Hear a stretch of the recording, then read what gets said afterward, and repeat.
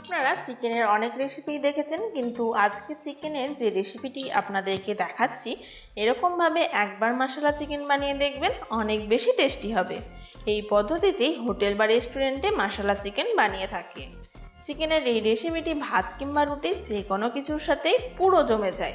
আবার বাড়িতে গেস্ট আসলে চিকেনের নতুন রেসিপিটি বানিয়ে ফেলতে পারবেন ও পরিবেশন করতে পারবেন। তাহলে ভিডিওটি প্রথম থেকে শেষ পর্যন্ত দেখতে থাকুন। আপনারা দেখছেন সুপ্রীতির হেসেল, আর আমি সুপ্রীতি। মশলা চিকেন বানানোর জন্য আমরা সবার প্রথমে 1 কেজি চিকেন নিয়ে নেব। চিকেনটা এখানে কিন্তু আমি ধুয়ে নেব। তার জন্য এর মধ্যে হাফ চা চামচ লবণ দিয়ে ভালো করে মাখিয়ে নেব। লবণ দিলে মাংসটা ভালোভাবে পরিষ্কার করে তাড়াতাড়ি ধোয়া হয়ে যায়, কোনো নোংরা লেগে থাকে না। এবার জল দিয়ে ধুয়ে নেব। দেখুন জলটা প্রথমবারে কতটা নোংরা। এবার দুবার জল পাল্টে পাল্টে মাংসটাকে ভালো করে ধুয়ে নিতে হবে।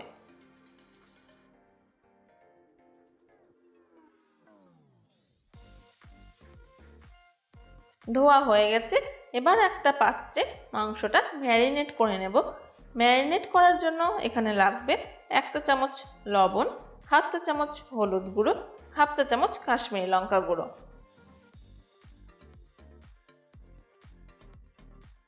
এবার সব উপকরণগুলো ভালো করে মাখিয়ে নিতে হবে, আর এটাকে ম্যারিনেট করে 10 থেকে 20 মিনিট রেস্টে রেখে দিতে হবে। ম্যারিনেটের জন্য অন্যান্য আর কোনো জিনিসের প্রয়োজন হয় না, আর মাংসগুলোকে ম্যারিনেট করে ফ্রিজে রাখারও কোনো প্রয়োজন নেই, রুম টেম্পারেচারে রাখলেই হবে।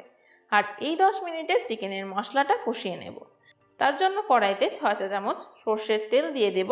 এবার তেলের মধ্যে একটা গোটা তেজপাতা, হাফ চা চামচ গোটা জিরে,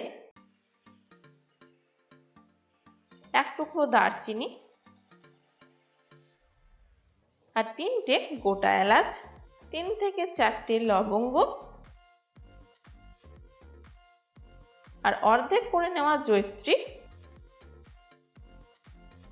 আর 5 থেকে 6টা থেতো করে নেওয়া রসুন কোয়া দিয়ে একটু নেড়ে নিতে হবে। এই রান্নাটা সর্ষের তেলেই করবেন, কেননা সর্ষের তেলেই রান্নাটা খুব ভালো হয়। এবার এর মধ্যে 6টা কুচি করে কাটা পেঁয়াজ দিয়ে দিতে হবে। পেঁয়াজগুলো গোল্ডেন করে ভেজে নিতে হবে, আর গোল্ডেন ব্রাউন করে ভাজার জন্য পেঁয়াজটাকে অনবরতই নাড়তে থাকতে হবে, তা না হলে কিন্তু পেঁয়াজগুলো পুড়ে যাবে, তখন তেতো লাগবে, তাতে চিকেনটাও ভালো লাগবে না। পেঁয়াজটা গোল্ডেন হয়ে এসেছে। এখন এর মধ্যে 1 চা চামচ কাশ্মীরি লঙ্কা গুঁড়ো, হাফ চা চামচ হলুদ গুঁড়ো ও 4 চা চামচ আদা রসুনের পেস্ট দিয়ে 2 মিনিট নেড়ে নিতে হবে, যাতে আদা রসুনের কাঁচা গন্ধটাও চলে যায়। আর আদা রসুনের পেস্টটা একটু বেশি দিতে হবে, তাহলে কিন্তু এই রেসিপিটিতে ভালো একটা সুন্দর টেস্ট হবে। আর এই মশলাটাকে ভালোভাবে একটু কষিয়ে নিতে হবে।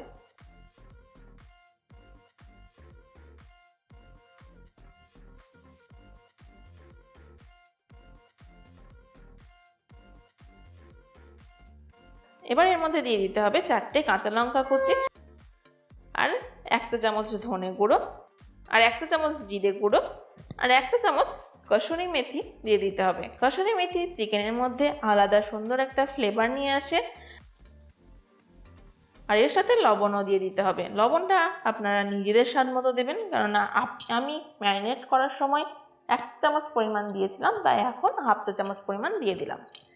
সব মশলাই দেওয়া হয়ে গেছে। এবার মশলাগুলোকে খুব ভালো করে 5 মিনিট কষিয়ে নিতে হবে। দেখুন মশলাটাও ভালো করে কষানো হয়ে গেছে। এবার ম্যারিনেট করে রাখা মাংসটা দিয়ে দিতে হবে। গ্যাসের ফ্লেম মিডিয়ামে রেখে মশলার সাথে মাংসগুলো খুব ভালোভাবে মিক্সড করে নিতে হবে। হাই ফ্লেমে কষানো হবে না, তাহলে কড়াইয়ের গায়ে মাংস লেগে যাবে।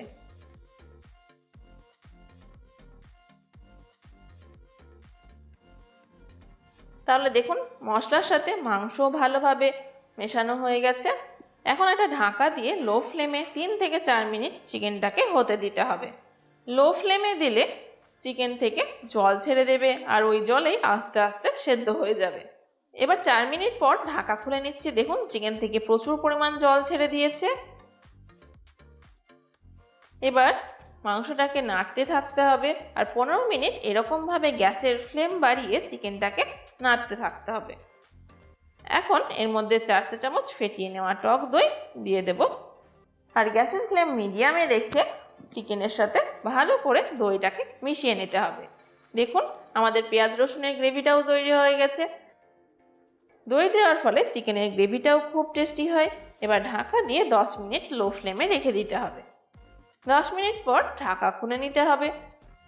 তাহলে টোটাল টাইম লাগলো আমাদের 25 মিনিট। চিকেনটা একদম রেডি হয়ে গেছে। সবশেষে হাফ চা চামচ গরম মশলা আর ধনেপাতা কুচি দিয়ে দিতে হবে। অনেকেই আছেন যারা গ্যাসের ফ্লেম অফ করেই সঙ্গে সঙ্গে সার্ভ করেন, তখন মাংসের ভেতর পর্যন্ত লবণও ঢোকে না, মাংসটা জুসিও হয় না। মাংসটা একদম টেস্টি ও জুসি চাইলে গ্যাসের ফ্লেম অফ করে তৈরি হওয়া মাংসটাকে 10 মিনিট ঢাকা দিয়ে ওই অবস্থায় ছেড়ে দেবেন। তাহলে দেখবেন চিকেনটা একদম জুসি ও টেস্টি তৈরি হয়ে যাবে।